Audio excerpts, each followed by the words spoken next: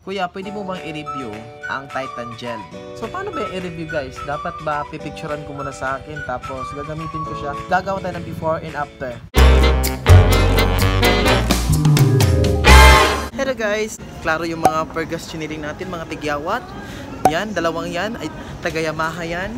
Yung isa is taga Ateneo yan. Hello Ateneo, Atenista. Yan. Natapos na may kumain nga, pupunta kami, wait lang. Uuwi na kami ngayon sa aming mga bahay. Umorder lang kami ng Jollibee, yan. At kasama namin si Rowena, single siya. Kung gusto niyo siyang iuyabon, uyaban na siya dahil.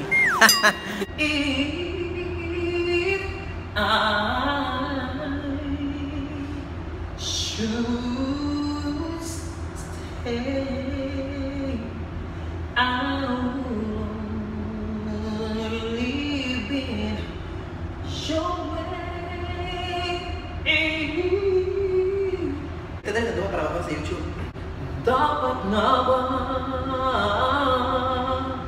na ikaw bitaw? Say 1, 2, 3, go. Dapat nga ba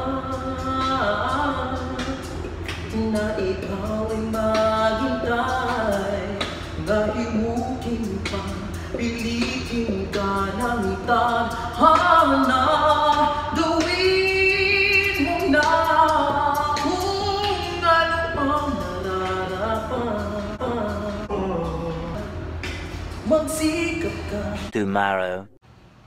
As you can see, meron akong mga tigyawat. Kasi alam nyo guys, nagkatigyawat ako nung time na pumunta ako doon sa missionary namin Sunday. Hindi ko nadala yung Lux soap na number 3. Ang ginamit ko is yung Kojisan. Kasi nanghiram na ako doon kasi meron din Kojisan doon na gumagamit. Alam niyo naman ang Kojisan, isa sa mga pinakagusto ko na soap. At siguro guys, hindi ako hiyang sa Kojisan ngayon. Hindi ko alam siguro dahil ang dami kong ginagamit na product. Ayun, 2 days ako doon sa bahay na missionary namin. Ayun, nagkatigyawat ako. 1, 2, 3, 4. So may 4 akong tigyawat ngayon. Nanonood ako ng aking vlog ngayon. Matagal na to guys sobrang tawa ko talaga dito. May nag-comment sa akin. Sabi niya, Kuya, pwede mo bang i-review ang Titan Gel? Tawa talaga ako guys. Ganito kasi yan. Dito siya nag-comment sa akin. Dito na vlog. Ayan guys, nag-comment siya sa akin. Ayan.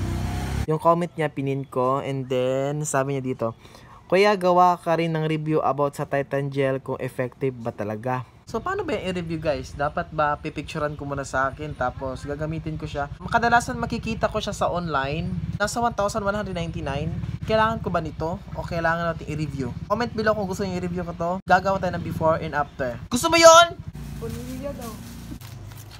Ube. It's not pure ube. Tulad ng pagmamahal sa inyo, hindi lahat pure. Kasi meron mga pag-ibig na made in China fake. Kaya mag-ingat kayo. Merong mga tao na pinapaibig ka lang. Mahal ka dahil anong meron ka, hindi dahil kung sino ka. May mga taong ganyan. Mga abusado. Nadadownload ako mga video ngayon. Mga bagong video. Kasi meron akong bagong phone. iPhone 7 Plus. Ito yung dinadownload ko. Itong books, Bible, Merriam-Webster, Bible Concordance. Itong mga pang-edit ko sa vlog, itong PixArt, yan. Ang PixArt ko yung mga ginagawan ko ng thumbnail.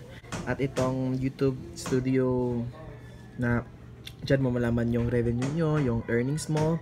At Lazada, Shopee, iMovie, dito ko nag-edit ng mga videos. Kumakain pala ako ngayon na hindi ako nagra-rice 2 days na, yan. Ano ganito, chop suey, binigalan sa amin to. So hindi ako magra-rice para papayat naman tayo. Babalik tayo sa dati. Insecurity ko ito talaga, itong tiya na to. Ayan. Nga pala guys, patungkol pala sa sa yung Titan Gel. Biro lang yun Hindi ko naman talaga pipicturean yun. Hindi ko alam guys, sino ba nakagamit niyan? Hindi ko alam kung effective ba yan. Kontento ka na lang kung gaano kalaki yan. Basta importante nakakabuntis lang. That is for today. See you sa next video ko guys. So thank you sa mga nanonood. Thank you so much.